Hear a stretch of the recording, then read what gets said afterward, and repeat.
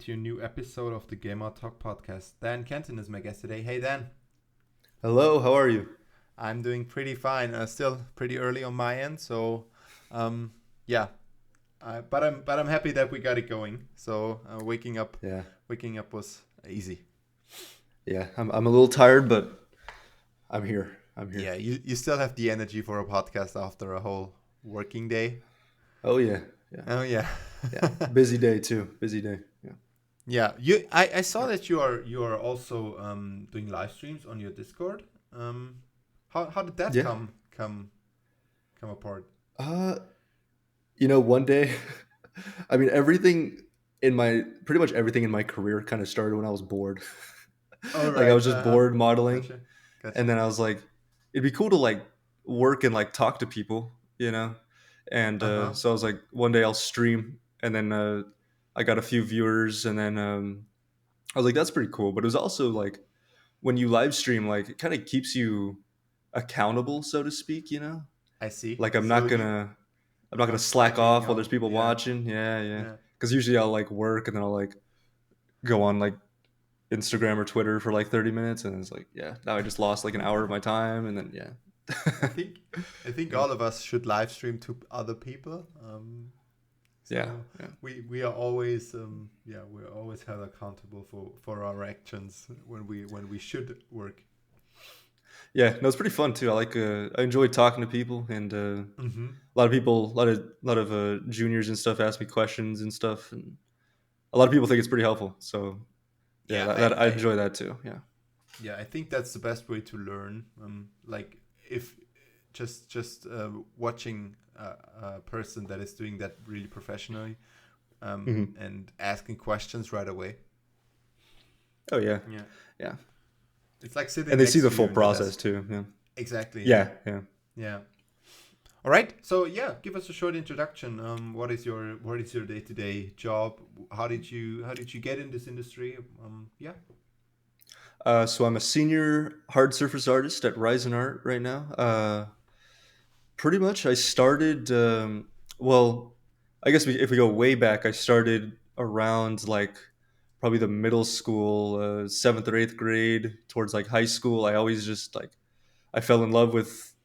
Excuse me, I fell in love with video games, and then I was like, it'd be like pretty cool to like make one, right? So I downloaded Unity when in around seventh grade, something like that, and I thought it'd be pretty cool to just try and make one. And then ever since then, I kind of just like fell in love with like the game development aspect Mm-hmm. of it. And and then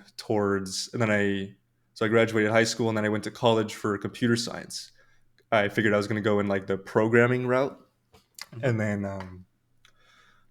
then I was kind of so I had a friend of mine, Kane. He was always doing like visual, or not visual, but like computer stuff, like modeling, video editing and stuff. And I thought that was pretty cool. And then he was posting some really cool like gun concepts that he did and some gun models that he did. And then I was always like curious like how he did it and stuff. So I just asked him one day like, what programs do you use, and I just like downloaded a trial, and Mm-hmm. then he kind of gave me the rundown how we do it, and then he gave me feedback pretty much the whole way until I got hired at RYZIN. So I can't wouldn't be here without him for sure. But Mm-hmm. pretty much I just was curious and I wanted to learn more. That's kind of the whole backstory of how I started in 3D, at least. Yeah. Nice. So was your first really game industry job at Ryzen? Yeah, actually, my first job was at industry job was at RYZIN. I got hired Oh, when I was a junior in college. Yeah, I this was I was is just this is posting. crazy. Thinking Yeah, about it. I got pretty lucky. Yeah, I will admit I got very lucky, and I'm very very thankful for the opportunity with RYZIN. Yeah. Because when I think of Ryzen, I always see those like super perfect renderings, and I always imagine, oh, these must have been doing people that are like in the industry for around 10 years and maybe got tired of like the AAA industry, or like the AAA studio, and just wanted to focus on doing art. Um, Hmm. but this is really cool. Yeah, that's another great thing about outsourcing is that you can just focus on the art. So Mm-hmm. that is very true. I do see that, but yeah, Alan, he pretty much does most of the rendering. He's super amazing at rendering. He's also big into photography too. So he does. So they just Yeah. they work so well together. Obviously, because This rendering is is just yeah. photography. Yeah. Kinda yeah. Yeah. Hmm. So how's life at Ryzen? They I think they are working at multiple projects at the moment. Not speaking about that, Hmm. but how like how's the day-to-day job? Are you just focused on delivering the art, or are you more focused into, or are you really like contributing to the project? Are you like doing some integration stuff, or are you just delivering the art things? So I am a senior now, so I do give feedback to other artists and help artists like help some newer artists that we have like kind of integrate into the workflow, But Mm-hmm. yeah, other than that, the way it's kind of set up is that we just purely focus on the art, and that's kind of why I love it. We don't have to.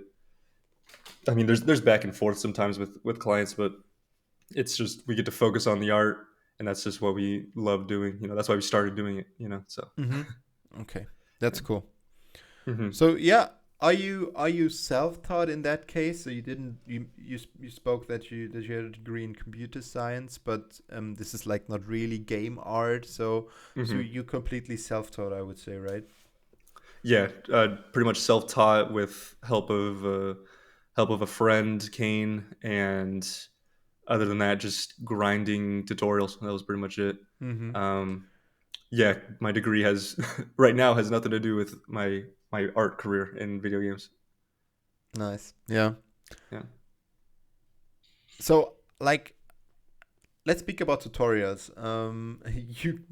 You published a tutorial around 2 months ago, 1 month ago. Yeah. yeah, So how yeah. did that come together? Well, I mean, tutorials for me that was it. Like that's how I Uh huh. learned good texturing, good rendering from like tutorials like Eugene Petrov's tutorial. That was like Oh the yeah, that tutorial was for like me. That was like huge. that Mm-hmm. changed everything. That one was amazing. If I could buy it again, I Yeah. would. But uh, and then I saw that like there's kind of just a lack of like it felt like there was a lack of weapon art tutorials. There's a few good That's ones true. out there.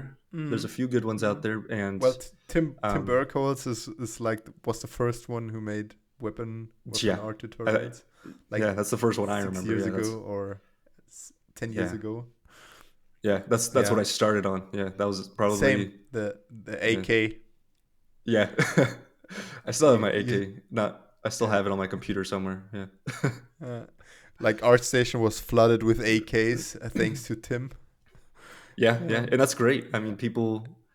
I mean, maybe he got so many people inspired into it. He got me probably inspired into it too Mm. with Mm. doing that stuff. And I thought it was so awesome. Then I look back and I was like, what was I doing?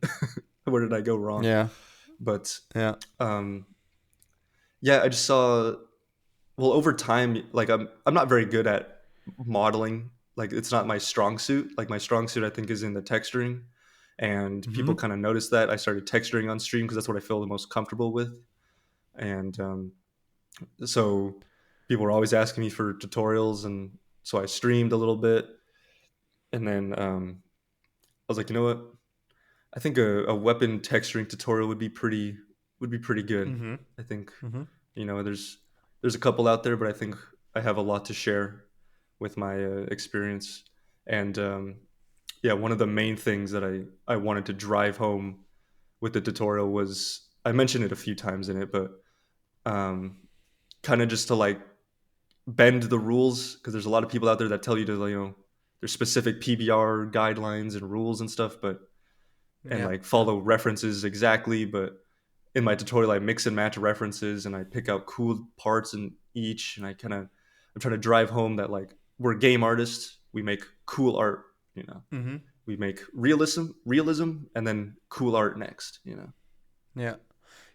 Yeah, this is something I wanted to speak with you about as well, but maybe we can speak about that later. Let's continue speaking about your tutorial. So Mhm. it's not like I watched it and I feel like it's not like step by step tutorial where you just click and pause, and you follow your whole workflow. It's more like I just focus on you and I maybe take notes or just see you not how you do things, but how you approach things. I would say. So, Mhm. what is it about, and what is it not about? I would that's what I wanted to know. Yeah, so it definitely is not like a click and okay, now we're gonna step by step do everything. I Mm-hmm. Mm-hmm. I'm not sure if I have the capacity to or the patience to do that. Yeah. Because when I Yeah. text write, I kind of go like even sometimes in the tutorial, I was like going super fast. Like okay, I should probably slow down a little bit, but um, Yeah. I tried to keep it to a pretty like mellow pace so that there is a lot of people that are following along, and some people are starting to post their work from the tutorial. It looks really cool, and that Mm-hmm. I'm very grateful for that. That's they're making cool stuff, but yeah, it's just about texturing. It's not about rendering. A lot of people ask me for a rendering Mm-hmm. tutorial, but not something You I'm. have a you have such a simple, easy rendering setup in Marmoset in that tutorial, and it still looks fantastic. This is Just cool. I really like it. yeah, I get messaged about that simple white background probably once a week. Once a week, someone will Where do I message me get like, it? how did Oh. you, or like, can you show your lighting setup? Like, okay, yeah, it's one directional light pointing vertically downwards, and then another directional light pointing at like a upper angle from it. Like that's it. Yeah. Yeah. People think it's rocket Yeah. science, but no, it's not. Yeah, I think lots of it comes from the texture, because I Hmm. think the way it yeah, the way it works in the light is pretty good. Yeah, yeah. It is kind of. I will admit it's kind of textured specifically in that lighting setup, but Mm. that's how I Mm. do that lighting setup is kind of how I set up pretty much all of my or not maybe not all of my renders, but most of my renders. So Hmm. it is important to like texture in different lighting scenarios and stuff, but I will admit I'm guilty of not doing that sometimes, but Yeah. Yeah. yeah. So then, yeah, you told me what it is not about. So what is it about, the tutorial? Like, what was your main goal with it? What do you want to achieve? I just wanted to go through my thought process on how I do Mm-hmm. textures and how I approach texturing. I like to build it up like one channel at a time. So like the normals and height, and then like usually the gloss, and then excuse me, and then like the base color and specular and stuff like that. I work in spec gloss, so um, Yeah. that's kind of what I wanted to drive home was like my thought process behind texturing and like looking at a material that's um, that's like kind of boring because the Mm-hmm. references that I used were kind of super clean showroom condition revolver pictures, and I wanted to show how I could take that picture and like my thought process and make it cooler, Mm-hmm. from kind of sort of boring-ish references that I had. Yeah. Yeah. Cool. So yeah, let's jump right into this topic. Because I wanted to know. I think there's a bit of yeah, a controversial topic when it comes to weapon artists, because they have always this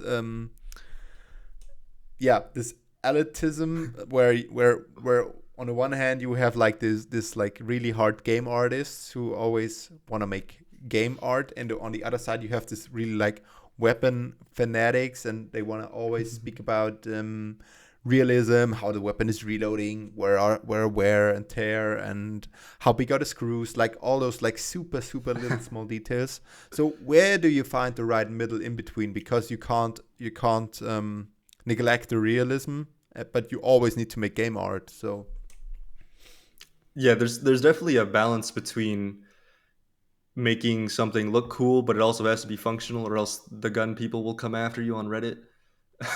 hmm, um, yeah. I Yeah, it's a delicate balance, but I think when you start understanding how most guns work, like how a bulb up rifle works, Mm-hmm. uh, how a I mean how just a basic AR-15 how it works and cycles ammo. Then you can start designing and making cool stuff with these things in mind, and then Mm-hmm. ultimately you get the end result is something that's if you're designing a gun, I'm speaking about designing a gun, something that's Mm-hmm. like unique, but also it works, and that's where that's where you find the cool stuff. I mean, if you look at Modern Warfare 2 and the Call of Duty 29 or Modern Warfare 2019, Mm-hmm. they kind of mix and match different elements of different guns, so they can't model the AK-47 exactly.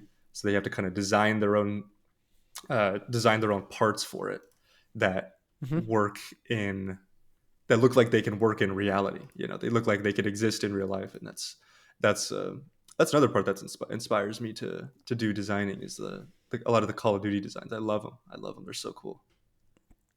Yeah, they kind of mix. They have a cool mix between like game art and realism, right?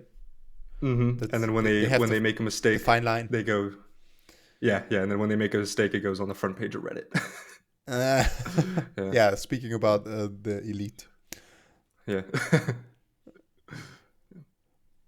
But how do you think this has changed in the past few years? I think the obviously the drive is more into realism. So will we be making like completely fine out modeled realistic weapons in the future? So because the drive is more and more into realistic approaches, not in terms Yeah. of texturing, but also in terms of like weapons and like Oh meshes yeah. models. Oh yeah. I mean, if you look at Escape from Tarkov, I think Mm-hmm. I'm not a huge Escape from Tarkov player, but I've looked at the weapon models. They've got pretty much I think full internals, because you can take off the dust cover of your AK and you'll see the Oh full yeah. working internals of the rifle, right? Mm-hmm. And Mm-hmm. it's only I mean, there's only so much of a gun you can model because there's only a That's true. limited number of Yeah. pieces, but yeah, it's only gonna get more and more realistic, and then it's just uh, I'm sure at these studios they have the real guns, obviously just sitting there that they can check out and see how they work and stuff. Mm-hmm. So, I mean that also helps too, pushing driving realism. But Yeah. yeah, I think there's like a balance too between making ultra realism and making stuff look cool, like specifically That's in like true. texturing Yeah. like Yeah. because it's on my table, but I have an airsoft gun that I like to use for like scale reference sometimes, and Mm-hmm. like I look at it and it's just plain flat black, you know, and that's Yeah. Yeah. realistic, Yeah. sure, but in a But would look game boring. Yeah. it would look Yeah. extremely boring. So Yeah. there's a limit between. I think there's like a point of diminishing return. That's what I'll call it. Point of That's true. diminishing Yeah. return. Yeah. Yeah. I think in game art you have to exaggerate everything a bit because then it pops more and it like it you really need to throw it into players' eyes that like hmm here is a scratch, here's wear, here is sand. Yeah. hmm Yeah, and I think if you go too subtle, it'll all just get kind of lost, and the player won't even notice. Which most of the time, I don't think most players Even aren't like huge gun even seems. fanatics, Yeah, that's but true. some of them are. Yeah. So. So yeah, you just told us something about your workflow. So how has your workflow changed in the past few years? Uh, well, Did you obviously, make we big started with. mistakes? Did you change Oh yeah. something Oh, dramatically? we made plenty of mistakes. We Let me made tell you. mistakes. Yeah, I mean, we started with Tim Burgles, right? Yeah, that's true. That chamfer turbo smooth workflow. Yeah, that's a little outdated now, I think. So I mean, my workflow right now that I use for personal work is pretty much Fusion, then Mm-hmm. export to Mm-hmm. ZBrush, and that's Mm-hmm. kind of the way it goes. And then now what I've in my actually I have a new tutorial coming out. I haven't started working on it yet, but Ooh. Yeah, It's a but modeling I tutorial or what? no, I still don't feel confident enough in Ah, modeling. I thought okay. about recording the modeling of it. It's just a I streamed a little bit of it, but it was a magazine that I'm making just for a just a standard magazine. But I'm going to texture it Ah, in like gotcha. three different versions for a tutorial. But anyways, like as I was modeling it, I made so many mistakes, and I was just like, yeah, I am not equipped to be teaching modeling yet. So yeah, but pretty much Fusion, ZBrush, and then on. So now I've been with this model. I've been sculpting a little bit, so deforming things so that's not Mm-hmm. perfect. Going for a little more realism because when we make stuff in Fusion and I guess yeah, mainly in Fusion, things are perfect. You know, Perfect. so you'll Mm. have things Too that perfect. perfectly line up, but Mm. they don't do that in real life. So that's what I'm doing with this project that I'm working on right now. Nice. So Mhm. how has your texturing approach changed in that case? Because you're the texture master, I would say. So how has this like how were you texturing back to 2 3 years ago, or how has your approach changed? Well, I will admit back then all I had was for texturing was not much, and it was rough. It was a rough learning curve because uh, I had been modeling for about a year, and then I got hired. And in that year, I didn't learn texturing.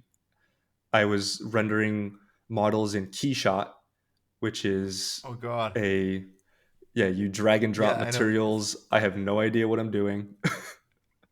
I have You don't like even what need is UVs on PBR? your. Yeah, yeah. No, no, don't need UVs. Just They map drag and it drop. onto it. Mm. Exactly, and so you can I think it's for imagine what my product. substance painter. Yeah, yeah, it's totally just for like Apple rendering their new iPhone. Yeah, I think that's what Exactly. it's used Yeah, for. I think. that's Yeah. happening in So Keyshot. Yeah. yeah, totally stepped away from that. Then went into Painter and Uh huh. textured just awfully. Just generators everywhere. Just grunge maps everywhere. Just terrible. And then I got hired, and then I had a slap in the face that like, yeah, my texturing is bad. It is bad, sir. So, and then they sent me a. I watched some tutorials on stenciling, and then Uh huh. it was just all uphill from there. Thankfully, Nice. because it was bad. Yeah. So yeah, you also said in your tutorial try to avoid generators as much as possible. Yeah, I still use them. Like in the tutorial, I'll still use a few generators, but just as like a Yeah, starting point. you use them, Yeah, just as a but starting really point. subtle. Mm. Very subtle. Yeah, yeah, yeah, very subtle. A lot of clients that I've worked with don't like generators, and it's kind of just going out.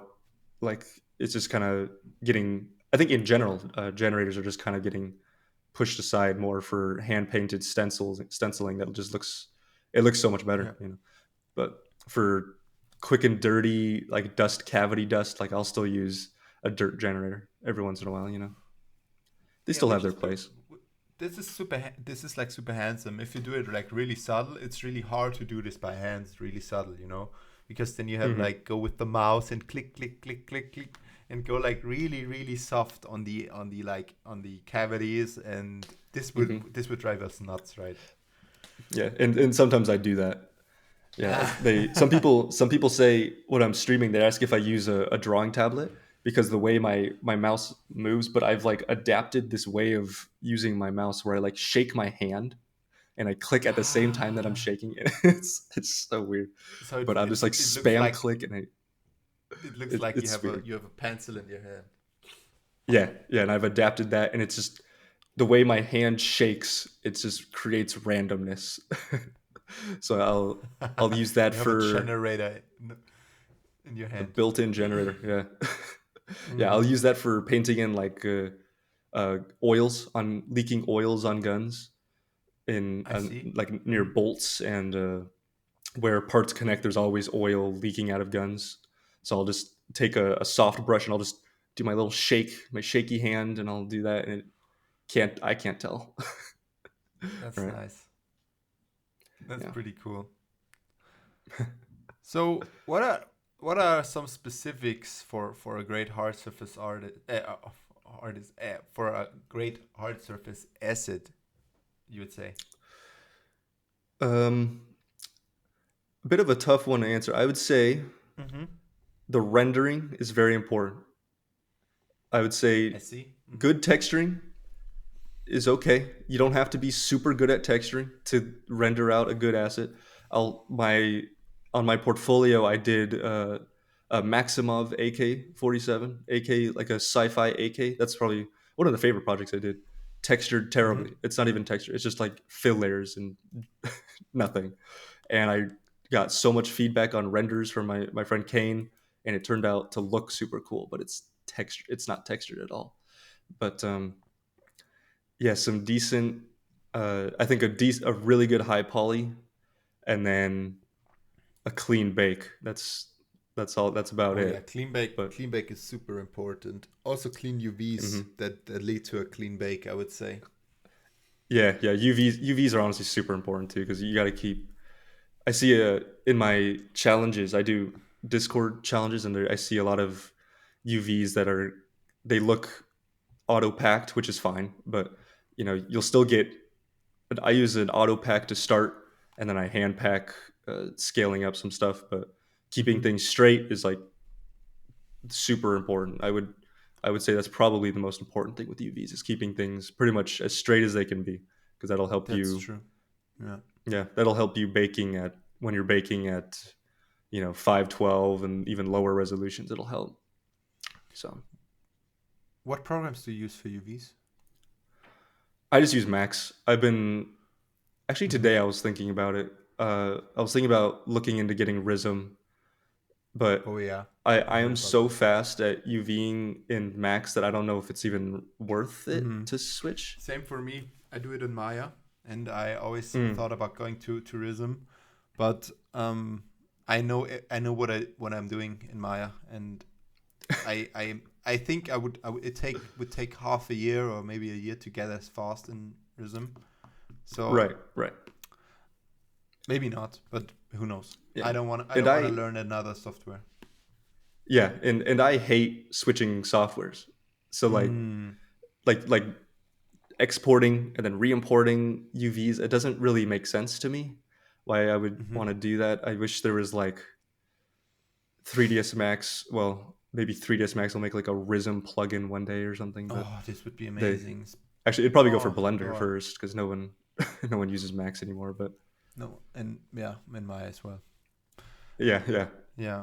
Okay. I think I had like five approaches to learn Blender, but as you said, I'm also super annoyed like switching softwares. I don't know what I need to click. Things are not working out as I'm planned. I'm frustrated. I'll go back to the old software. So. Yeah, I'd have to hit up my friend Kane. He would have to give me because he was a Max guy, Mm-hmm. like great at Max, and then he's fully switched to Blender. And if I were to go to him, it'd just take like, all right, dude, I'll pay you $100. Just get me into this software. He'd probably do it, and he would do it pretty. He's got all his keybinds and stuff, probably all the same too. Uh, are you planning to go to Blender? That's a tough one. Yeah. I really do. I see these insane plugins that they have, and Oh, like it's I'm pretty crazy. jealous. I Yeah. see Mesh Machine, or maybe it's Hard Ops. I forget the names Hard of all ups. these. Mm. Yeah, and then I saw one today. We were talking about it in our studio. It was called Conjure. That one looks pretty wild. I might need to get Mm-hmm. my hands on that one, and I know that one's not never going to exist in Max. So, but yeah, I'm thinking about it. But the only thing that's really stopping me is I heard the UV tools are bad. Yeah, well, there are also plugins for that. What they say, yeah. Yeah, So there's a plugin for everything. you and you need a plugin for everything, kinda.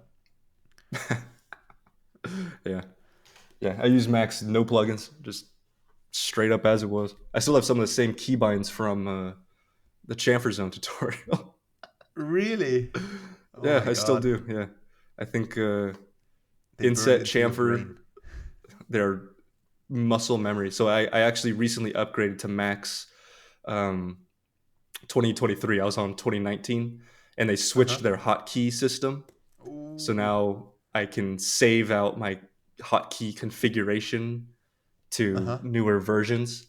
And so I downloaded it, and nothing worked. And this is Oh terrible. god. So I Oh spent a whole god. day going, okay, Shift I, okay, Control Shift C, okay. It was a pain. What about the blender for CAD, like plasticity, I think it's called? Yep, plasticity. I have plasticity. I haven't gotten Okay. much work into it, but I'm fully into Fusion. Like I'm very pretty confident in Fusion. So, Mm-hmm. but I mean, I see the tools that plasticity has and the ease of use that it has. Because sometimes even doing the simplest stuff in Fusion is just it's a pain. Like even I remember I was watching a video online. Someone, it was the simplest thing. They made a cylinder, and they scaled one face of the cylinder so that it tapered off. And to do that in Fusion is like 3 steps, but it's just 1 step in Mm-hmm. plasticity. It's like the ease of access, or like the ease of use is calling my name, but it, so much to do, such little time. I'm pretty busy. Yeah. Let's speak about your Fusion workflow. Like, how differs it from your Max workflow? I think you can. Everything is more. Everything is not polygons, so it's more like. Is it NURBS? I think. Yeah, NURBS. Yeah, NURBS, CAD. It's great for one issue that I had doing poly is, um, just making clean geometry, and it's just Mm-hmm. not my strong suit. Like I'll have non-planar geo on flat faces and stuff that doesn't shade well. But Mm-hmm. Fusion, it's got to be planar. Everything's planar, So, and I've actually been getting into Fusion's T spline tools, which is basically sort of a mixture between NURBS and SubD, and it's like the topology of SubD, but the kind of an somewhat easier. The controls are really bad. It's not very user friendly, but it's like a sub D mixed with like a CAD workflow, and I've used that a couple times, and that works pretty good. That works pretty good too. Mm-hmm. That's another thing that I don't think plasticity has. But other than that, just making clean stuff really fast is what Fusion's bread and butter is. That's why I love it. Mm-hmm. Yeah, I learned when I learned 3D back in the days. I learned CATIA, so it's like a French software. Huh. It's like also like super cats and nerds. So it's like very clean. You can like model everything perfect as you want it. And especially for weapons, which are like mostly hard surface. This is like the perfect deal. Yeah, no, it's the software. I think if you're doing weapons, I think CAD is kind of the way to go. It's just because I mean, it's you can handle booleans perfectly.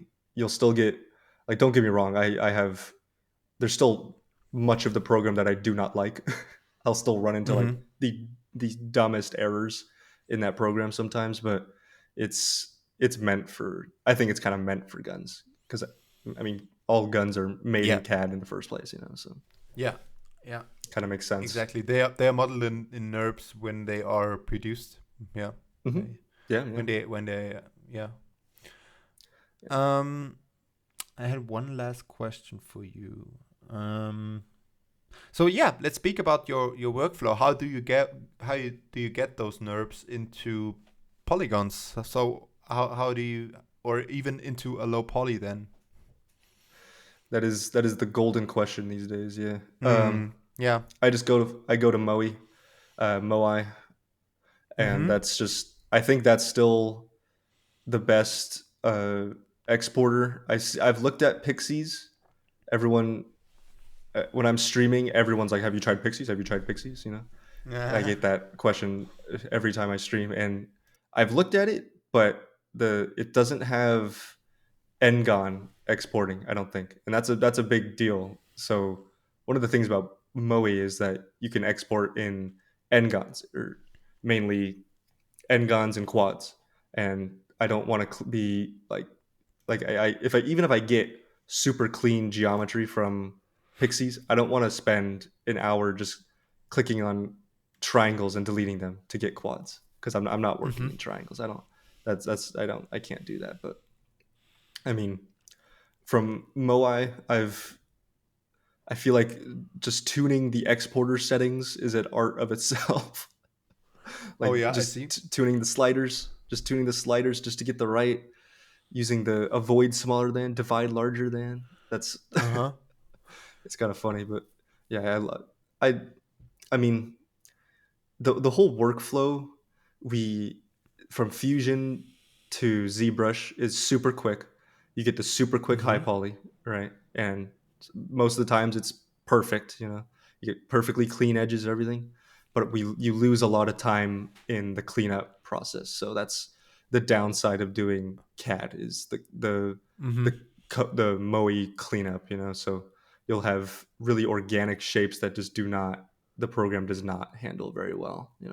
Nice. But, But I think this is still the biggest problem. So I think there will be a software or maybe an add-on plugin who will be dealing with that, because as you see, more and more game artists are jumping on those CAD wagon. So I think that because this is such a huge problem, there will be something coming soon, I imagine. yeah, and especially now with all this AI stuff, there's Exactly. Exactly. Yeah. man, I don't.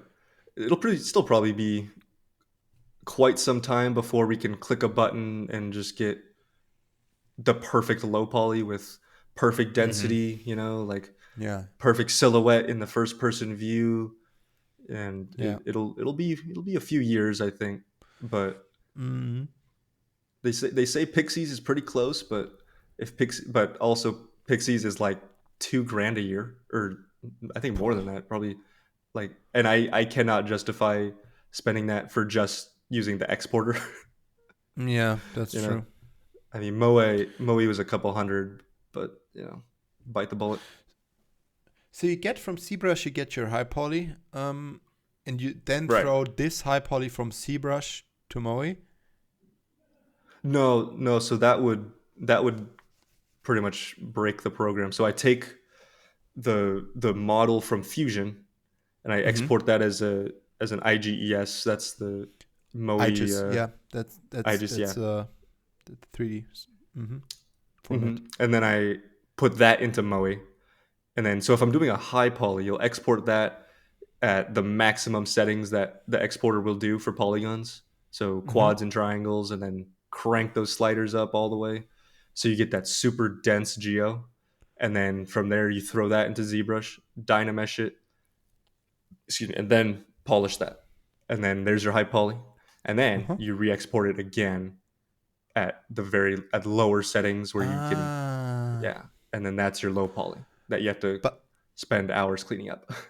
how do the edges behave in that case? Are they like are they still straight, or are they like just like Mm. wavy, and how, or do you get a clean export from these low settings? So for the low, your Mm-hmm. export is perfectly aligned to your high poly. That's the great thing about it, is it's perfectly aligned. Okay. So Okay. in theory, if you exported quads and triangles with a low poly for your low poly, you could in theory probably just UV it, bake it, and you'll get pretty much perfectly clean results. However, the exporter does this stupid thing where it'll make an edge here, it'll make an edge right slightly above it, and it won't just weld them together. So you have to go in and clean it up. Ah, Yeah. I And that's where we see. spend our hours of cleanup. Yeah. All So, right. So you have to clean up these kind of things. yeah. Maybe in a new version of Moe, they'll do it for us. But, you know, I'm still happy with the workflow. Doing the low poly, you could just throw on a documentary or something on YouTube. That's true. Yeah. Yeah. Yeah. I sometimes like those kind of work, because you can zoom out and you just do your thing. You see progress. Hmm. It's not too easy, but it's not too hard. You're like kind of in the zone. Yeah. Hmm. Yeah, UVs are, or I'd say low poly is like very chill, but you have to be thinking about, how the player is going to see them, where the player's camera is, and how you're going to adjust the Mm-hmm. silhouette in that regard. Mm-hmm. But the UVs, I turn my brain off, throw on It's a a therapy. movie. Oh yeah, yeah. I think a couple of weeks ago had I was doing UVs on a pretty large task, and I think I watched Avengers, Infinity War, and then Avengers Endgame in back to back. So that was like 6 hours of Avengers. Yeah, yeah. Yeah, I like those movies. Those are good. yeah, that's cool of thinking about it, right? Yeah. Yeah, just watch movies while I work. Do you do lots of stuff next to your work? Like, are you watching movies, listening to podcasts, or are you sometimes like really just focusing on a task completely? Uh, some days when I need to lock in, it's just work. I can't focus Mm-hmm. with music. Uh, but most of the days I'll have a YouTube video, or I'll be on my Discord talking to people, um, or in our Slack chatting up with people. But yeah, so I'm not a huge music listener when I work. At Mm-hmm. least I love. Don't get me wrong, I love my Mm-hmm. music, but yeah, definitely a documentary YouTube guy. That's Oh just, yeah. I don't know what it is, but just someone talking in my ear is like the most therapeutic lock in thing I could do. Mm-hmm. Nice. Nice.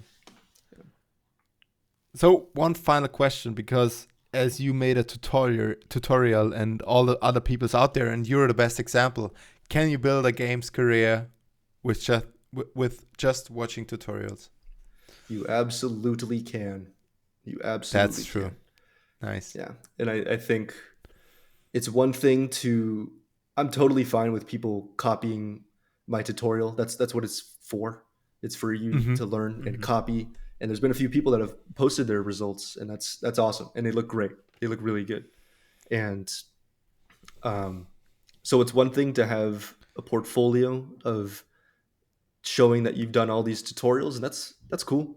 But I think after each tutorial you do, make another asset, make another model of showing everything that you learned, that you can do it yourself and replicate it.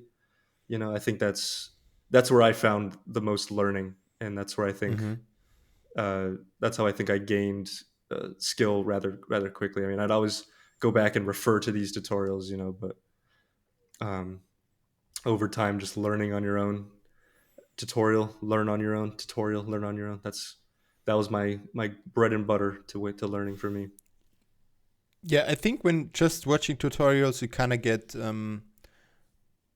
maybe lazy. Maybe lazy is the wrong word, but I think the most I learned was trying out stuff, like trying stuff on your own and explore Hmm. things, or maybe explore workflows, how to approach things.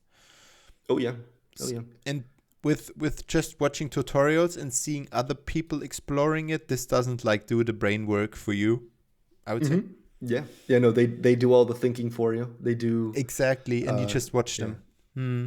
yeah. Which it's great because it'll teach you, their thought process, what they're looking for, and how they use the software. But that's where the modeling part, making a model after the tutorial comes. That's where you apply what you've learned, how you're seeing how they're looking at it. Now you're going to kind of try and do that. That's where That's that's where true. you'll Yeah. see the Yeah. results. Yeah, yeah.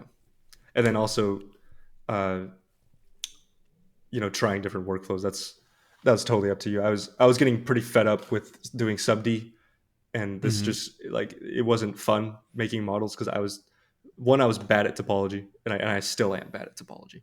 Um, Mm-hmm. just and I just wasn't having fun with it. So then I was like, okay, there's got to be something else that people are doing, and then I would learn about fusion, and then I kind of fell in love with just the speed and the ease of fusion and how I could just like get a rounded, curved surface, and then I could just boolean through it and never worry about it.